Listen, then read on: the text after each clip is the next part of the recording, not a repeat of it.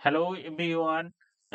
आज हम लोग डीबीटी का कुछ क्वेश्चन लेके आए हैं। आप लोगों को पता है डीबीटी का एग्जाम होने वाला है। डीबीटी का नोटिफिकेशन आ गया, फॉर्म फिल भी हो गया, तो डीबीटी का एग्जाम के लिए आप लोग अच्छे से तैयारी कर रहे हैं। तो आज डीबीटी का कुछ पीवाईक्यू को हम लोग डिस्कस करेंगे।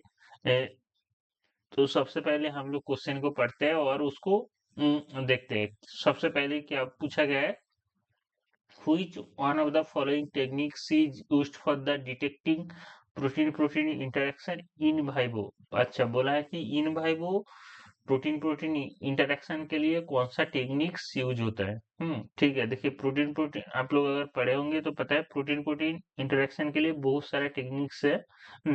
उनमें से इन वाइवो के लिए जो टेक्निक सबसे ज्यादा आपका यूजफुल है वो आपका है ईस्ट टू हाइब्रिड सिस्टम, जहाँ पे क्या होता है आपका प्रोटीन प्रोटीन इंटरेक्शन दिखाता है।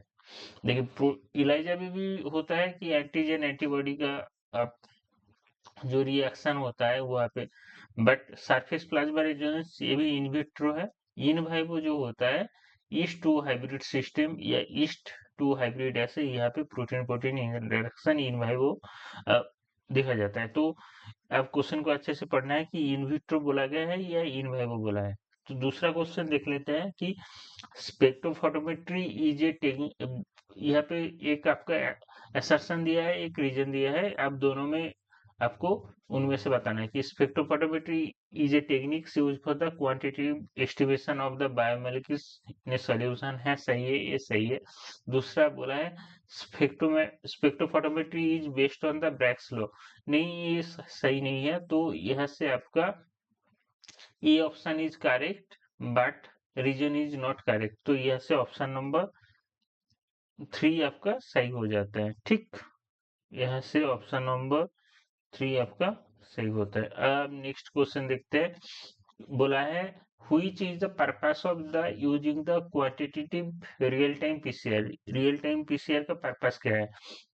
देखिए क्वांटिटी क्यूआरटी पीसीआर का पर्पस ये होता है कि एमआरएनए लेवल पे जीन एक्सप्रेशन कितना हो रहा है उसको चेक करने के लिए, है ना। तो वहां से क्या है, हम लोग अक्सर ऑप्शन अगर पढ़ेंगे कि quantify the gene expression level based on the DNA content. उसके बाद क्या है, quantify the gene expression level based on the RNA transcript, identification the RNA transcript start site. ये तो गलत है, ट्रांसक्रिप्शन स्टार्ट साइट के लिए ये नहीं करते हैं। और क्या बोला, sequence DNA fragments to determine their identity. नहीं, ये भी गलत है। देखिए यहाँ पे जो जीन का एक्सप्रेशन चेक करते हैं वो based on the level of the RNA transcript, कितना एमआरएनए बना उसके हिसाब से एमआरएनए लेवल पे कितना जीन का एक्सप्रेशन हुआ उसको चेक करने के लिए। ठीक है। सबसे पहले क्यूआरटी पीसीआर में क्या होता है, सबसे पहले आपका सेल में जितना एमआरएनए रहता है उससे कॉम्प्लीमेंटरी सीडीएनए बनाता है। सीडीएनए से फिर सीडीएनए से फिर पीसीआर करते हैं, रियल टाइम पीसीआर करते हैं। तो यह से आपका जीन का एक्सप्रेशन एमआरएनए लेवल पे कितना हुआ है उसको पता चलता है ट्रांसक्रिप्ट लेवल पे। अब नेक्स्ट क्वेश्चन में जाते हैं, which one of the following methods is based on the binding of the chromatin brilliant blue to protein to determine the protein concentration. देखिए यहाँ पे जो यूज होता है आपका बैडफोर्ड जो मेथड है, यहाँ पे आपका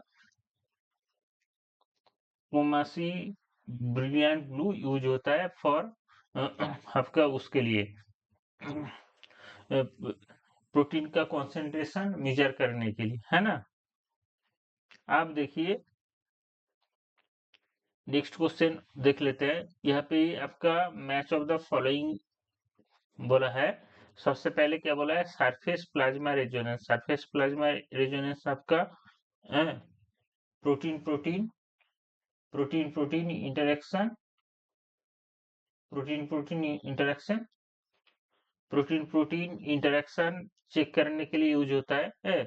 और डीनेचरिंग ग्रेडियंट जेल इलेक्ट्रोफोरेसिस, ये आपका कौन सा चीज के लिए होता है, ये आपका जेल इलेक्ट्रोफोरेसिस के लिए यूज होता है। और आइसोइलेक्ट्रिन तो यहाँ से सबसे पहले आप ये देख लीजिए कि सरफेस प्लाज्मा रेजोनेंस से क्या होता है, प्रोटीन प्रोटीन इंटरेक्शन। तो ए के ऑप्शन है 4, तो यहाँ से 2 ऑप्शन ए में 4 है। अब बी में देखते हैं आइसोइलेक्ट्रिक फोकसिंग कब होता है, जब रिजॉल्विंग प्रोटीन मिक्सचर, यहाँ से आपका आइसोइलेक्ट्रिक फोकसिंग होता है। तो बी का 3, तो बी का 3 इस वाले ऑप्शन में है, तो यहाँ से ऑप्शन 1 सही है। बाकी भी फिर भी पढ़ लेते हैं कि सिंगल स्टैंडर्ड कॉन्फॉर्मेशन पॉलीमॉर्फिज्म, इसके लिए क्या करता है, सिंगल स्टैंडर्ड कॉन्फॉर्मेशन पॉलीमॉर्फिज्म, इसके लिए क्या करता है, कॉन्फॉर्मेशन डिफरेंस ऑफ डीएनए देखते हैं, ठीक। और डीनेचरिंग ग्रेडियंट जेल इलेक्ट्रोफोरेसिस, यहाँ पे क्या होता है, melting temperature of DNA strand use होता है। अब नेक्स्ट क्वेश्चन देखते हैं, which one of the following forward primer will use to amplify DNA sequence given below. यहाँ पे डीएनए सीक्वेंस के लिए कौन सा फॉरवर्ड प्राइमर होगा और कौन सा, आपको पता है कि अगर ये डीएनए सीक्वेंस एनिल मतलब डीनेचर होगा तो यहाँ पे फॉरवर्ड प्राइमर, सॉरी यहाँ पे बैकवर्ड प्राइमर बाइंड करेगा, यहाँ पे फॉरवर्ड प्राइमर बाइंड करेगा as a 5 prime to 3 prime. तो इसका कॉम्प्लीमेंटरी अगर मतलब आपका फॉरवर्ड प्राइमर देख लेते हैं तो फॉरवर्ड प्राइमर किसको बोलेंगे, इसको बोलेंगे। तो यहाँ पे क्या होगा, टी के अगेंस्ट ए आएगा, ए के अगेंस्ट टी है, सी के अगेंस्ट जी और जी के अगेंस्ट सी, फिर ए ऐसे करके। तो देख लेते हैं यहाँ पे अगर 5 प्राइम क्या आएगा, ए टी, देखिए ए टी, उसके बाद जी, उसके बाद सी, ए टी जी सी है, ठीक, फिर ए। तो यहाँ से ऑप्शन 1 इज करेक्ट, है ना।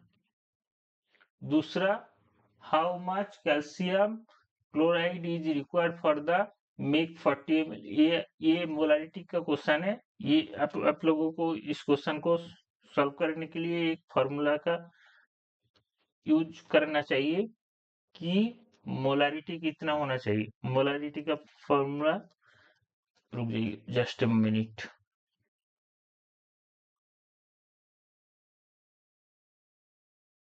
मोलारिटी इज इक्वल टू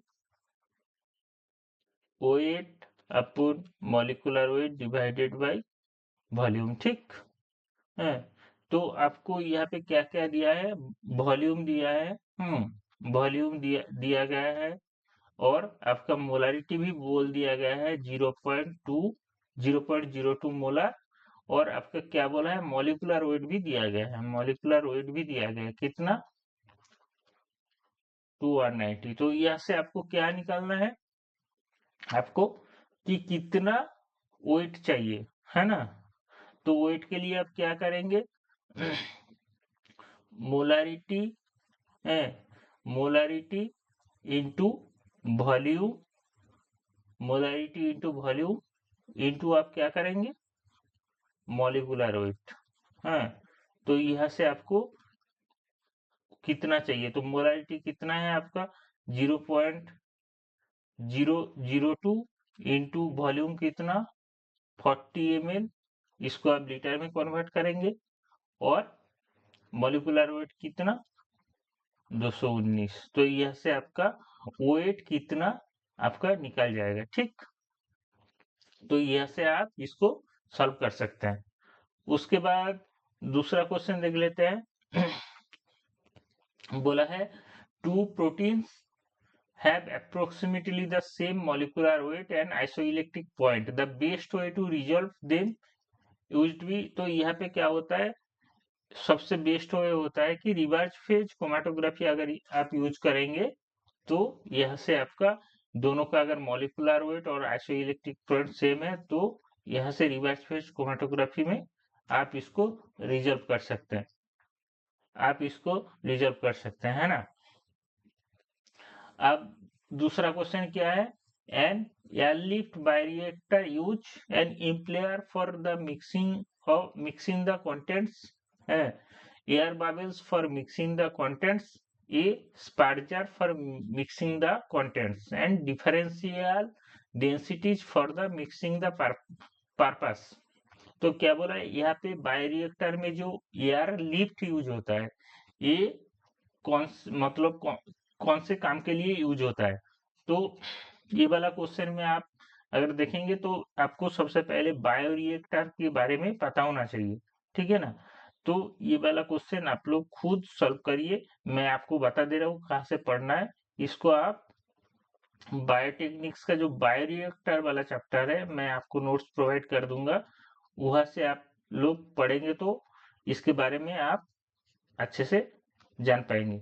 तो आज के लिए इतना ही। तो नेक्स्ट डीबीटी का और जो जो क्वेश्चन रह गया टेक्निक्स का या और कोई सेशन का, तो वो हम लोग बाद में डिस्कस करेंगे। तो आई होप आप लोग डीबीटी के लिए बहुत अच्छे से प्रिपेयर कर रहे हैं। कुछ कुछ यूनिट्स बहुत ज्यादा ही पूछा जाता है, जैसे टेक्निक्स, फिर सेल बायोलॉजी, फिर आपका बायो इन्फॉर्मेटिक्स से ज्यादा क्वेश्चन पूछा जाता है डीबीटी में। तो आप लोग अच्छे से तैयारी करिए। अगर पर्टिकुलर कोई क्वेश्चन में आप लोगों का प्रॉब्लम है तो कमेंट सेक्शन पे बता दीजिए, उसको हम लोग डिस्कस कर देंगे। बाकी नेक्स्ट जो वीडियो आएगा वो आप लोगों को नोटिफिकेशन की तरफ से मिल जाएगा। आप लोग चैनल को सब्सक्राइब कर दीजिए और लाइक कर दीजिए, और अगर अच्छा लगे तो फ्रेंड लोगों के साथ भी शेयर कर दीजिए। तो बाय बाय गाइज।